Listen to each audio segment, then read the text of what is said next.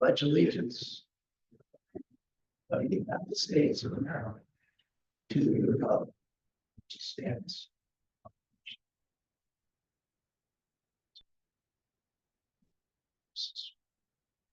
Neighbors.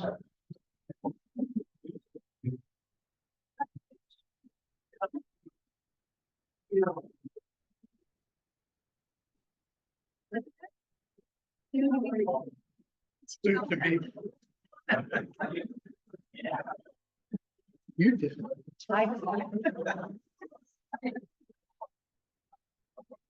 You both missed it now here. Let's face it. There's some fun. And I knew a lot more of the people. Today's reflection will be offered by John Seth.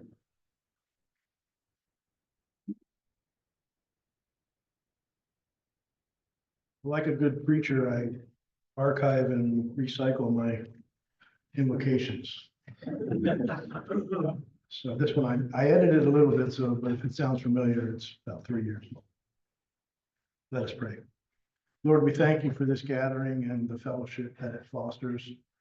We ask your blessing on the meal that we just shared today and for the good work that it gives us strength to accomplish.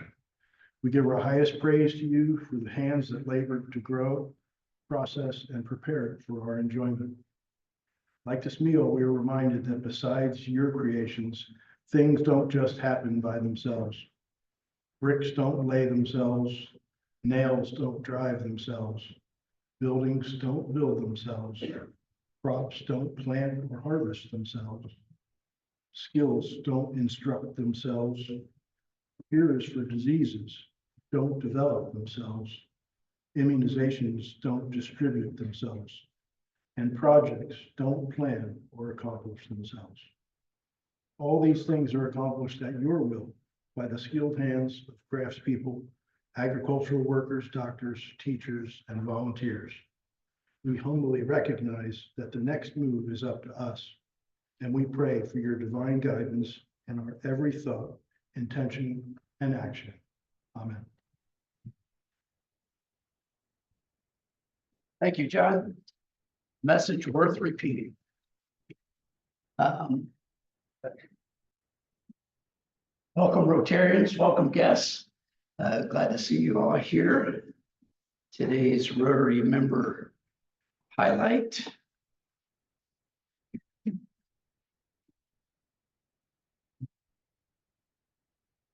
This Rotarian has been a member of the Wooster Rotary Club for the past 7 years, following in the footsteps of his great-grandfather, John Robinson. That narrows things down. He is a lifelong resident of Worcester, and his wife, Courtney, is a 7th grade language arts teacher at Edgewood Middle School. Together, they have 3 children, ages 5, 3, and 1. That is one busy household. After 15 years in banking, this Rotarian recently left the industry to run his father's business, the M.W. Robinson Company, a local plumbing, heating, and cooling company. His former claim to fame was that he was the only banker that could solder copper water lines. So now he is the only plumber that can size up the viability of a commercial loan agreement. Today's member highlight is Dallas Robinson.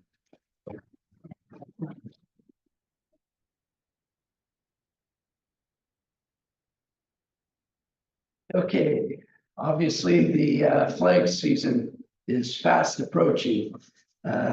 Flag maintenance wise, we are pretty much set. We've got close to 3,000 flags ready to go, ready to put out. We're in the middle of flag marking and let's see. Yep, we're going to have a little bit more mention on that. Yeah, we do have a need for somebody to put out flags for the Wooster Country Club. That's only 10 flags. It's all on the campus of Wooster Country Club. So if anyone is interested in putting those flags out and taking them down and basically taking that on as a route, the Worcester Country Club, we need somebody to take over that route. Only 10 flags. It's all very contained onto the Worcester Country Club perimeters there. So with that, I will turn it over to Lynn for the Secretary's report. Thank you, President Tom, and we get to welcome one of our newest members today. We're going to welcome Steve Shapiro. Not very often do we welcome a new member who is a past president. Steve was past president. He is sponsored by our incoming president, Dr. Alan Kiefer. We'd like to welcome you with your new badge, Steve.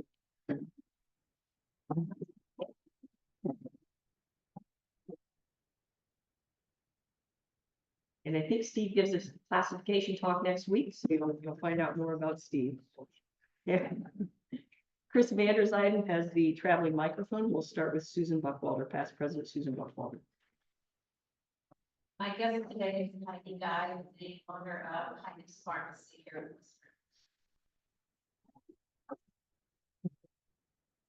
I think Hannah and Isak have some updates, and just to mention, very, very well done. I've heard very many great comments about your presentations last week, so thank you. Thank you very much. Hello everybody, my name is Secretary, I'm the President Regular, and my last week was really cool. Talking about that my week was only the best, and Saturday we had property was really boring.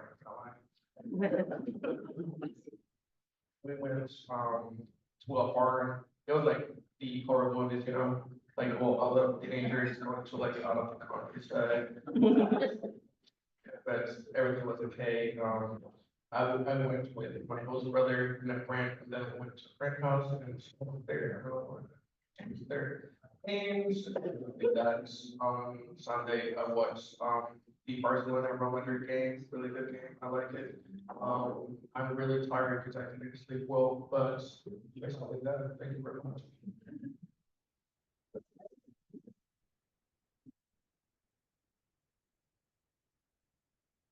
Yeah. Not my hair done. Great. Saturday, I had prom. Yeah, I had prom. It was not bad. It wasn't good.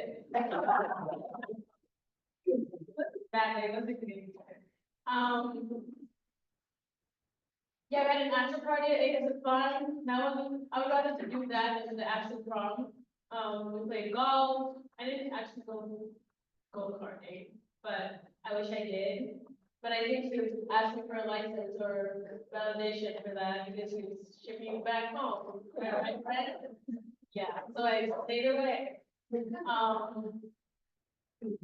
Went to a friend's house, played games downstairs. I didn't really play. Had pizza. Went to the pool. I was actually invited. I was invited to stuff. That's why I was invited. That's why I was at the party, because I was invited. Then Sunday we had our own pool party at the Smith's house, opened up the pool, had fun, it was sunny and hot. And then I was in the hot tub, my whole sister and her friends, and then we watched a horror movie. Then my other sister didn't let me sleep because she was scared. But I do have a headache from prom that's not going away. But I will say that I tried to have fun, and I'm glad that I did. I was like the one in the limo. Yeah, she's like, what, like driving around town, that was me. Yeah. Yeah, basically, that was my week. Thank you. We have one announcement from the podium, Russell Robertson, and while Russell is coming up, I just want to draw your attention to the Ohio Light Opera flyer on your tables. They're extra up here. We usually do this every other year. We did it last year also, but the intent is to get on the even years because we definitely want to be part of that 50-year celebration. So we're doing it again this year. Great prices, some special activities for Rotarians. So if you plan to go to those events anyway, you might as well take advantage of the Rotarian prices. So thank you.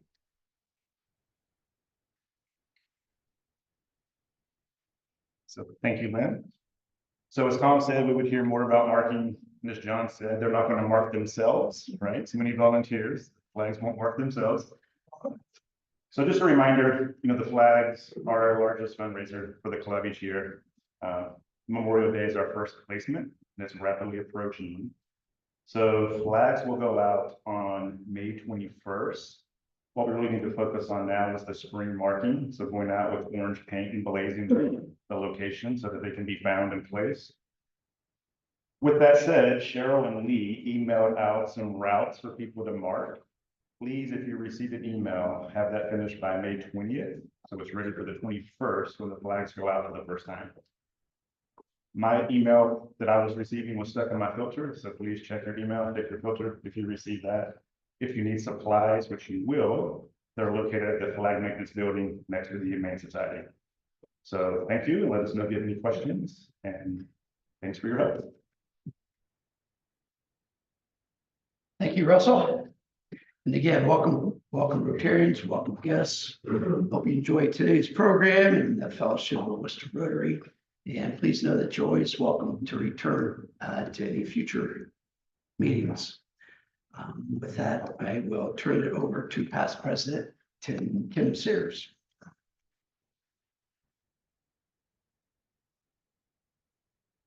Right. I am happy to introduce our speaker today, Mr. Seth Ebert. Seth serves as an animal science lecturer and livestock judging coach at Ohio State ATI here in Worcester. Seth graduated from Hillsdale High School in 2011, and he then attended Casper College in Wyoming, where he received his associate's degree while competing on the livestock judging team. Following his 2-year stint in Wyoming, Seth then transferred to Colorado State University, where he finished his bachelor's degree in animal science while competing on the livestock judging team. He then took a job managing a nationally recognized show pit boar stud in Nebraska for 4.5 years. Seth moved home to Ashland in the fall of 2019, where he owns and operates Mohican Valley Genetics, selling state and national caliber purebred show pigs. Seth is here to share with us the newest winning team of the Ohio State University. So let's give a warm Wooster Rotary welcome to Seth Ebert.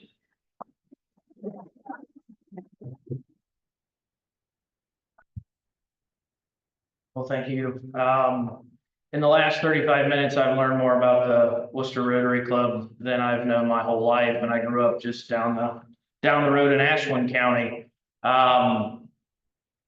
I like the introduction of we're the new winning team here at Ohio State. We're definitely trying. And when Kim approached me about coming out and talking during y'all's meeting, I asked her what the vision was of what she wanted me to address, and she just talked about, well, the excitement, the culture, and what we're trying to do there at Ohio State ATI, and I'm more than willing to talk about it because I'm very passionate about it myself. So just the outlook of what this program actually is, because I'm sure some of y'all I don't really know what that is. So livestock judging team, we're a junior college rank, so 2-year technical school allows us to compete against other 2-year junior colleges or technical schools across the nation. We're one of 38 recognized livestock judging teams in the country. At the end of the day, what we do is travel the United States, essentially all over the place, and we'll get into a few highlights here in a minute. But we are evaluating cattle, swine, sheep, and goats, not only from a market side, but also a breeding side. So that's just a quick little run through of what the livestock judging team actually does. Things that the students get out of this. So I was actually sharing with Kim earlier, in 3 years, I started in January of 2023, and in 3 years, I've recruited 40 students to stay in Ohio and stay at Ohio State in those 3 years to compete on the livestock judging team. So it's something that if you didn't hear from my bio, I left the state. And that's been a problem in Ohio, especially in agriculture. Our kids are leaving right out of high school because we don't have that opportunity here. The livestock judging side, I should say, hence the fact I actually left myself. So when I got the call and opportunity to come to Ohio State ATI and build a program here, not going to say I necessarily jumped at it because I never thought I'd be a livestock judging coach, to be honest. It's not something that I thought I was going to pursue in my life. But under some circumstances, I had the opportunity to come back, and Ohio State has been very much supportive. And I had a vision, I guess, of what I thought we needed to do as a program for the state of Ohio. And the first thing and the biggest thing that we definitely preach to our kids on the team is that we're going to give back to industry in the state. I tried to look around and see if I knew some of y'all out here, but I don't necessarily notice anybody. So, but as far as producers in the state, breeders of any caliber, we really try to give back to them, not only through social media posts highlighting their firms, but also helping them. And I'll share a story about that real quick. There's a local producer about 20 minutes from here, raises some national caliber cattle. And it was probably the most humbling moment I've had as a coach. He called me one night. The students on this particular team that's up on the board right now asked me if they could go down and help him fit for a sale he was putting on instead of having practice. And I said, yeah, that's perfectly fine. So they go down there and help for 11 hours in the rain and the cold. And this producer calls me that evening and says, I've never been more humbled in my life. And I said, well, why is that? He says, well, there's 7 of your kids here all day long, 11 hours in the mud and the rain and the cold. And I went to pay them and they wouldn't take a dime. And I think if that really highlights what we are trying to do as a program is to teach that mentality maybe that I was brought up on of you give back to the people that help you, which is really what our program's culture is built around. As you can see here, we had a pretty successful first year judging at the national level. The fun moment, the funniest part of it, I guess, is that trophy on the right side of the picture up on the table. That's a traveling trophy we won at the Kansas City Stock Show. We were the high team in sheep and goats there. And the funny part about it is when we went up to get it, everybody's like, who in the heck is Ohio State ATI? Which is 100% true. Nobody knows us, but they're going to know us. When we started building the program, it was all about kind of going in with a chip on our shoulder and trying to compete at a very elite level. Really don't like being average, so we're going to keep trying and pushing to be the best we can.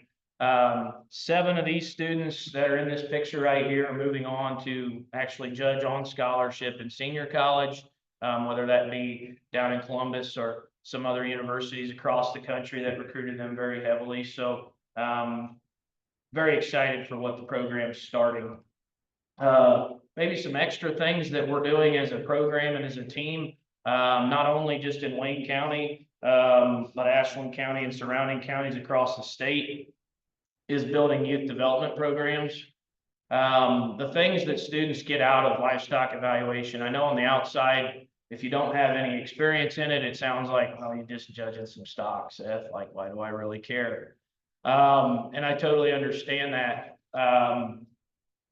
But these students are learning life lessons day in and day out in practices. And the lessons they're learning are how to defend themselves in a set of reasons. Essentially, yes, they might be defending their placing based off of livestock, but in the world today, if you don't have the self-confidence to sell yourself or defend yourself or make a fast decision. These students have 10 minutes to judge a class of 4 animals, and then they have to give a set of reasons on those animals later in the day, defending why they did what they did. So there's a lot of life lessons through their fast decision making. As a college lecturer, students right now don't like to make decisions. They like you to make decisions for them. And I think that through the process of being on a livestock judging team, you are forced to make those decisions, whether you want to or not, and then defend those in reasons. So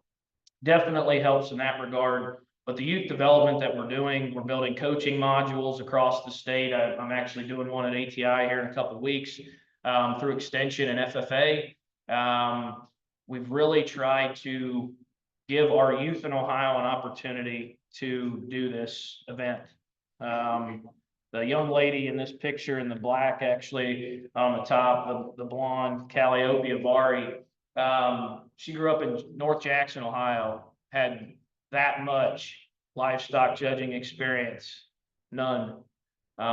Never saw livestock, and I tell this story about her all the time. She knows I talk about her because love her to death. But when she called me and she introduced herself, this is Calliope Avari. I said, say that again.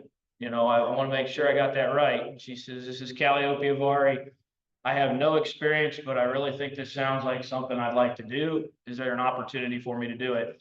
And I am definitely the type of coach that wants those types of kids. When I recruit kids, I'm recruiting character with talent, not talent without character.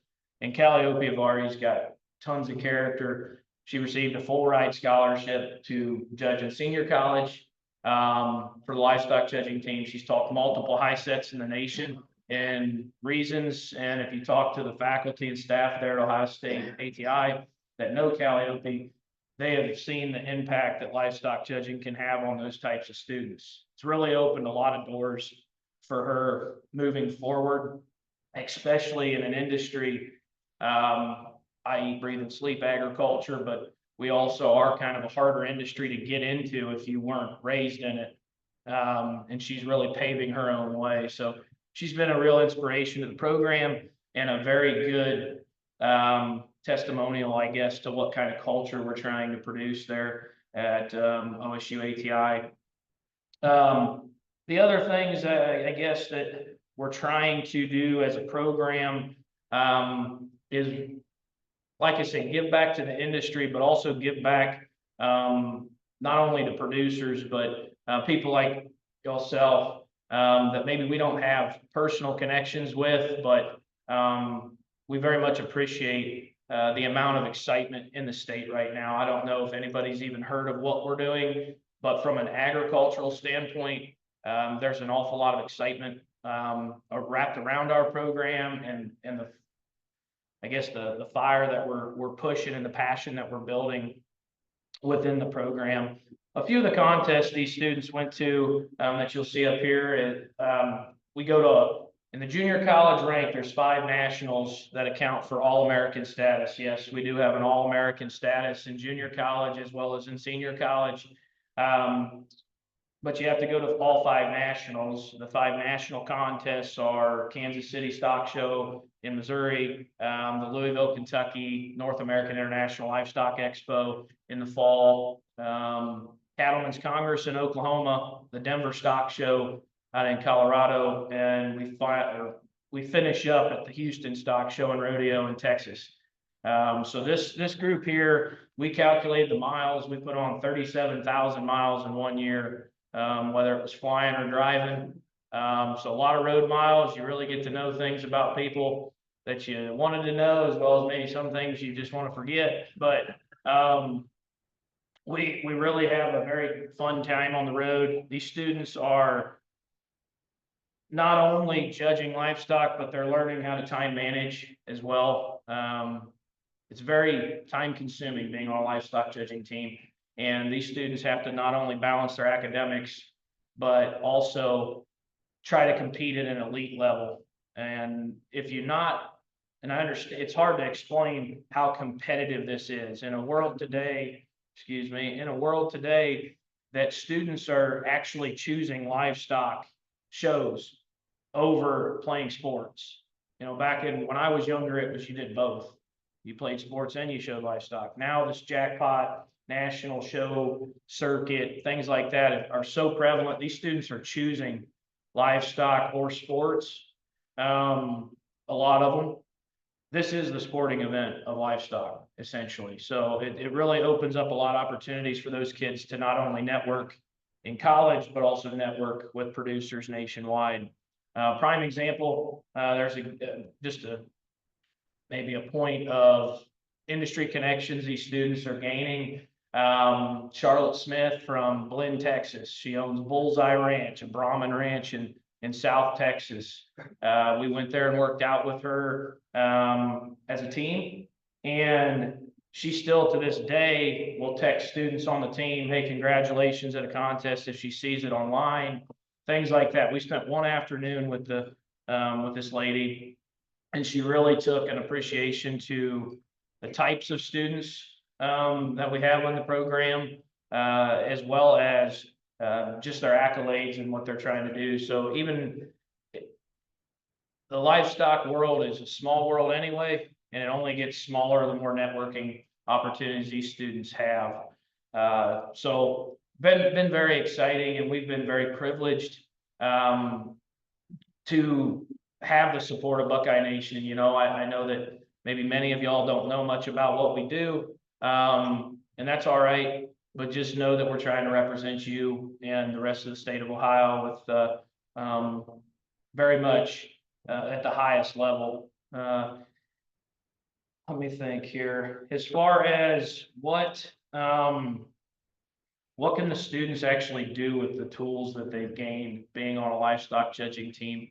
Like I said, self-discipline, very much public speaking. Okay, like the set of reasons that they give, the thousands of sets of reasons they give. I was not a very good public speaker coming out of high school. I judged in college. I judge a lot of shows across the nation, and you just become a little bit more comfortable with yourself. That's a tool. That's definitely something that these students are gaining.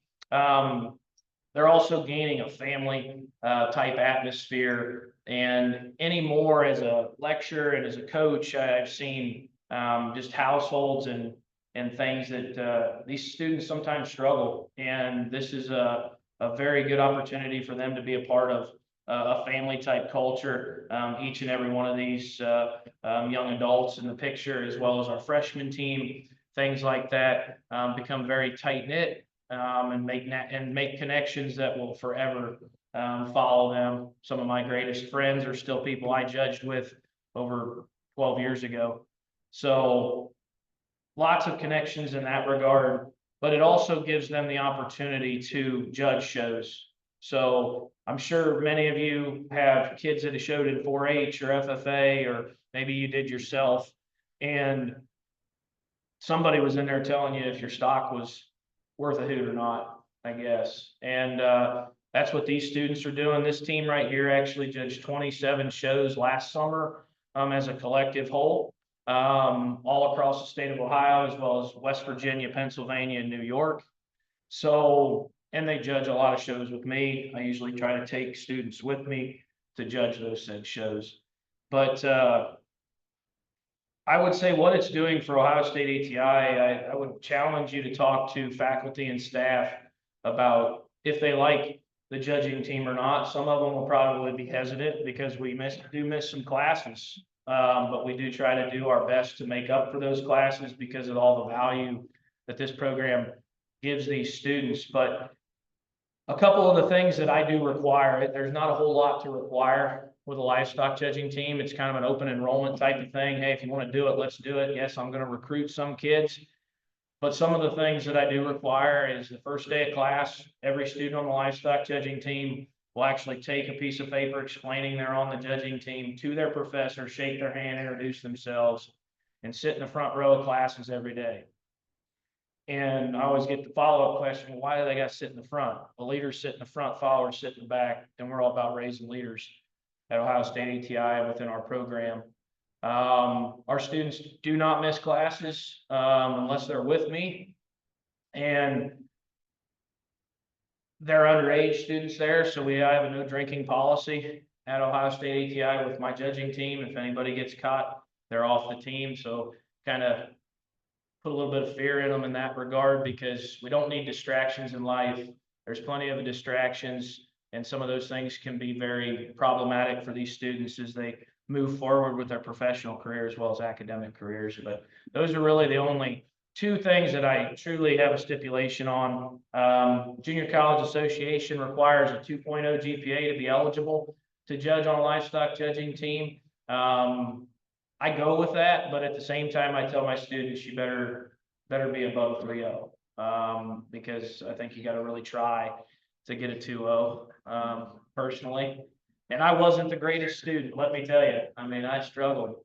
School did not come easy to me, but it's been the fastest paced 2.5 years of my life personally. It's been very fast and lots of growth and lots of things happening all at the same time. And like I said, we just finished up our first true recruited year. This was the first class I ever recruited at Ohio State ATI. The sophomores next year are going to hopefully be better. And then this incoming freshman class is very talented, very talented. We actually finished up with our end of the year banquet not this last Saturday, but the Saturday before that, where the vision for that banquet is to invite industry into Ohio State.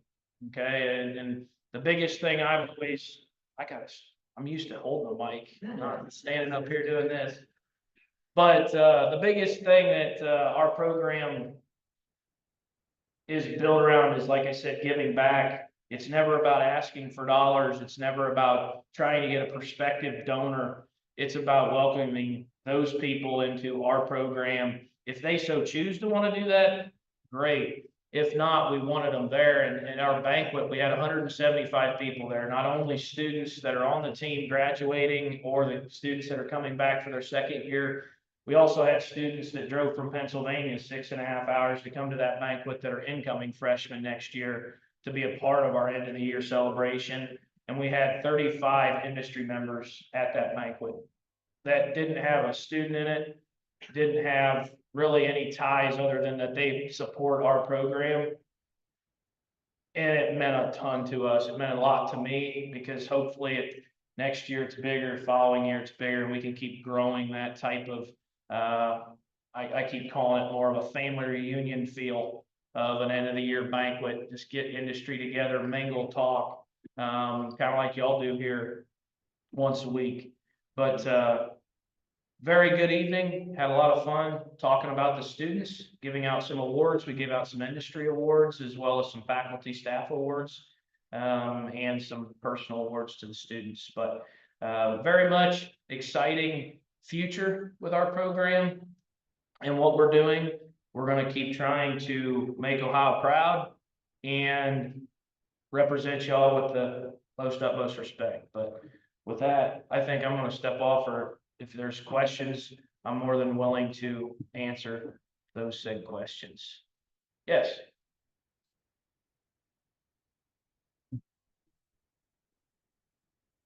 Thank you for coming. I didn't even know the program existed, and really glad you're representing us.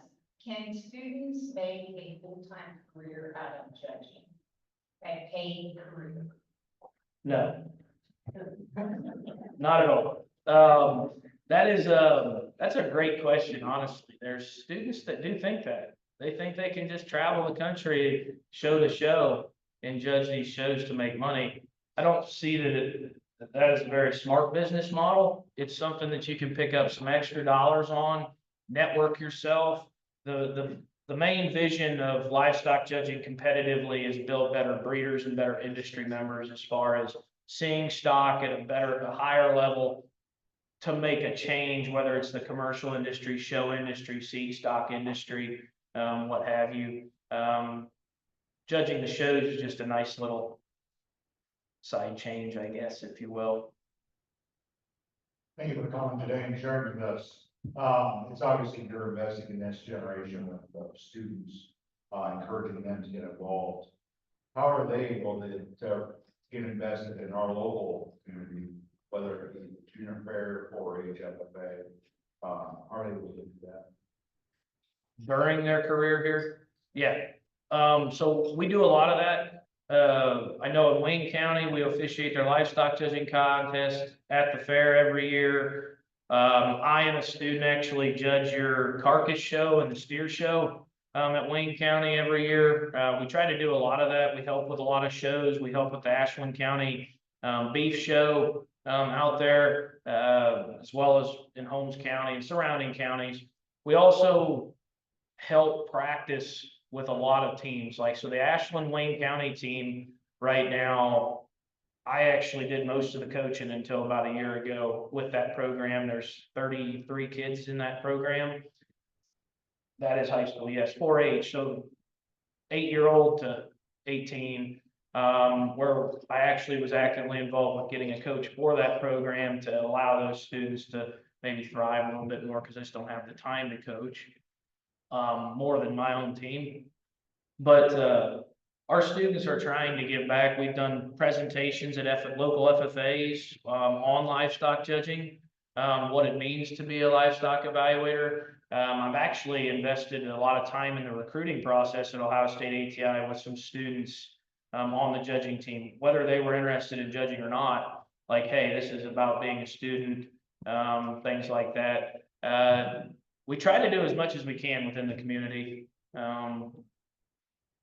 With us being gone all the time, it's pretty tough. Like during their sophomore year, this team that was up there from September to Louisville, we were gone almost every weekend.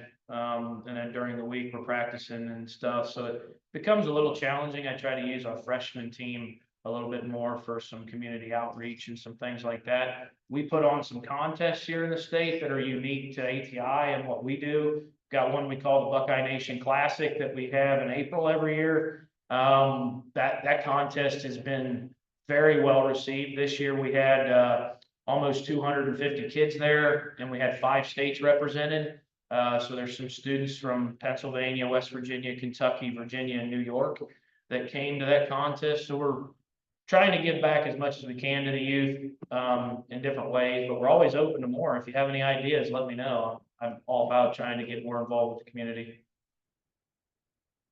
For those of us who are unaware of what the qualifications are that you look for when you're judging livestock, could you tell us a little bit about how it's done and how the students learn to do it? Yeah, I'd love to. So the big thing I always tell students, I teach and coaches, I teach an 8-year-old the same way I teach a 20-year-old, because livestock evaluation is just a set of priorities. So let's say in breeding livestock, I always use the terminology, good built, sound structured with enough muscle is the priorities you're trying to evaluate for. Which one's the best built, sound is structured, and then has enough muscle? And the question off of that is, well, what is enough muscle? And I always tell the kids square skeletons. They got to be square skeletons. The one thing I always like to joke about is the good Lord made the animals sound and breeders made them unsound. So it's up to us to figure out how we screwed it up and how we got to get it back. And, I've never seen a white-tailed deer that couldn't clear a 6-foot fence, right? We haven't touched those yet. Now on the market side of things, when you throw a market label on animals, that is production is what it should be. It should be meat animal production. So muscle is at the foremost importance because that is essentially what we are consuming. Body composition in terms of like fat content, sheep versus swine, we're accepting 0.8 of an inch of fat on swine versus sheep. If you have over 1/4 of an inch, you're not going to like what you taste. The lanolin in those sheep, it becomes not a very good flavor if you've never had that. So muscle composition, biggest things, and then we would say structure and skeletal quality within the market stuff. And all these students are doing is weighing those priorities. Okay, which one is the best built, sound is structured, and has enough muscle on the breeding side versus a market animal that heaviest muscle, but yet still has to be good in terms of composition, in terms of fat cover. Then I'm going to try to see, okay, what's the benefits of having a sound structured market animal? Well, they can get to a feeder, consume and convert and actually grow more efficiently. As a producer, you don't want to feed animals that long. So sounder structured ones definitely do feed better as well.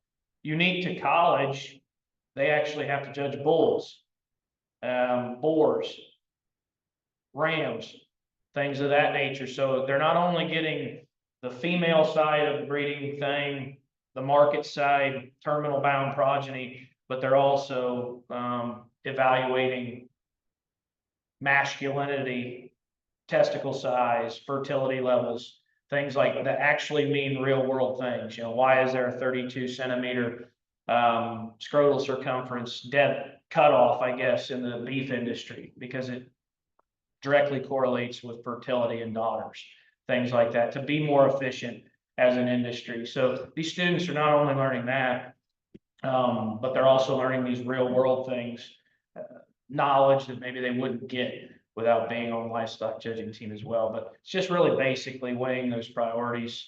I'm still trying to teach college kids, so I'm not gonna be able to do it 20 minutes in here, but that gives you at least the nuts and bolts of it. Yep. So quick question. Do you recruit students into Ohio State, or are you recruiting from existing students or admitted students? Into. Follow-up question, where does one focus their efforts to find students who will be a good fit for this program? Like, what's your strategy for recruiting? Yeah. So yes, I'm trying to recruit students into Ohio State. Whether that is students that were interested in Ohio State in general, and I'm just trying to solidify that answer in their mind, or students that are looking outside, because the livestock judging thing is very competitive. There is a lot of scholarship opportunity for students nationwide to do this activity in college. Like my personal path, I came out of 4 years of college with no debt, judging livestock in college. So there's definitely financial things that these students have to weigh. But as far as what I'm trying to do, I'm trying to get students into Ohio State. It's Ohio State ATI at the moment, but it's still all Ohio State, obviously. But the vision is for them to do 2 years at ATI, transfer to Columbus, get their bachelor's down in Columbus. As far as criteria that I look for, that is a work in progress in Ohio, because it is so hard to find every kid in Ohio, or at least know who's interested in Ohio, because it's a vast difference of, heck on that microphone, it's a vast difference of the types of students. You've got students that have done livestock judging before, that are the easy ones to find, because there's a paper trail of those kids. It's the students that don't have the experience in livestock judging yet, but are very talented, good people. Those are the types of people I want to try to recruit as well, because you can teach livestock judging, but you can't teach character. So I want those good kids that are stock kids that are excited about being a part of the program, but maybe don't have experience. Those are maybe found a little bit more personal, I guess, the students that I personally know, maybe some family ties, or I'm judging shows, they come up and talk to me, we build a relationship. As a recruiter myself, I'm always trying to start, the younger the kid is, the more excited I am to meet you, essentially, because I want those students that are 8, 9, 10, 11 years old looking up saying, I'm going to judge for that guy someday. And that's kind of the ultimate recruiter, trying to get Ohio culture excited about what we're doing, which it is very much a lot of excitement wrapped around it right now, but it is very hard in Ohio to recruit everybody.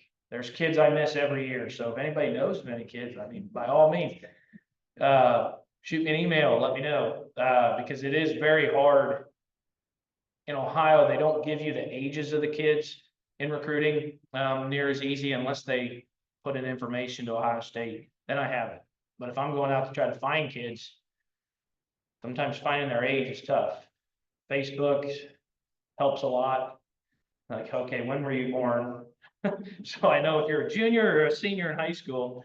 But that's kind of my recruiting path. Essentially, we try to do a lot of youth development, so the kids that are excited are at those events, and then I can maybe start building a pool of kids out of that. But with only being one coach, I really try to build those kids that have character with talent. Like, I want those kids, because the ones that come in thinking they know more than me already. I spend a year fighting with them, just telling them, hey, you still got a lot to learn. I'm still learning every day. The minute you stop learning, get out of the game because you're too arrogant to learn anymore. But, and I'm only one coach with 2 teams because I've got a freshman team and a sophomore team. So if I want to give 120%, 125% to my kids, I want to try to keep it between that 10 to 20 kids on a team versus having 50. Yeah, 50 looks good. If I said I had 50 kids on a team in here, everybody's like, man, guy's doing great things. But I'm not doing great things because I'd have too many students that I couldn't efficiently coach. So we try to dive into the nuts and bolts of actually what we're doing. I hope that answers it, that long-winded answer for that question, but appreciate it. You mentioned when you started, one of your goals is to keep ag kids in Ohio, for which I've heard there's a problem with them leaving. The question is, where are they going when they do leave? And what other kinds of things, other than your kind of program, would you recommend that be implemented to keep kids here that are interested in ag generally? Thinking how to answer that professionally on that. Yes, they do have opportunities to go out of state. I think a lot of it has to do with scholarship dollars. But the big thing is just the production agriculture at some of these other universities is very enticing. Now I will say that, 3 years or 3 recruiting years, I guess, I've only been at ATI for 2.5, but to keep 40 students in the state of Ohio that would have looked elsewhere to judge in college, has been a very big success. Now, as far as keeping them here, my vision, and this is just being very open and honest with you on it, is my vision is as long as we get them for 2 years at ATI, we get some to Columbus. Yes, some are going to spread their wings and fly. We can't really change that. I'm never going to tell a student where they have to go. I'm going to open doors and give them that opportunity to go where they want to go. But at the end of the day, we got 2 years out of them here with an intense culture built around Buckeye Nation and getting them home. And I've already there's several of those students, I keep pointing, the picture's still up, but it's not. But several of those students have already started 4-H judging programs in their home counties. And to me, that is a huge win because my path took me 8.5 years away from home before I came home. Now, I was always a homebody. That's why I wanted to get home. But I'm a prime example of losing us to the West if you don't get them here the first 2 years. If I would have done 2 years in Ohio, I probably would have finished my 4 years in Ohio. Now, I don't regret going out West, but at the same time, we have to be prepared to lose some students to just the enticement of what the West has to offer for agriculture. But at the same time, if we get them to ATI for 2 years and we split them, essentially going to Columbus 50-50, so we lose some, but we keep some. I think the ones that start here and leave will definitely be coming back. And I think a prime example, some of those that are on this graduating team that are going to outside universities, they're already starting to build programs within their home counties during their summer months. So as far as what we can do in agriculture, I just think it needs to be very production oriented. We need to keep understanding that to keep these students here, we have to be enticing from a facility standpoint, as well as just an educational standpoint, from a livestock standpoint, production agriculture, I should say. I think at ATI, we've got amazing facilities. I think this mouth building in Columbus should definitely help in that regard from an animal standpoint. But as supporter, the mouth building is the multi-animal species learning center, I think is what it stands for, multi-animal unit, yeah. Where they're gonna have sheep, cattle, swine, chickens, and horses down there, all under one facility down where Waterman used to be. So I think that'll help a lot in the production side, keeping students in Ohio as well. I think that's the best I'm gonna do in answering that for you today. Thank you, Seth. Yep.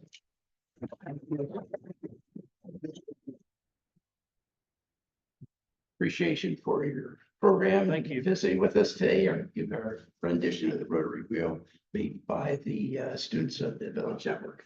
Appreciate it. Yep, thank you. Okay, next week, we have Joe Morbitzer is hosting the Ohio Bureau of Investigation, the BCI Superintendent Bruce Janowski, and I apologize if I butchered that name, and his Assistant Superintendent Mark Kohler. So with that, we stand adjourned. Thank you.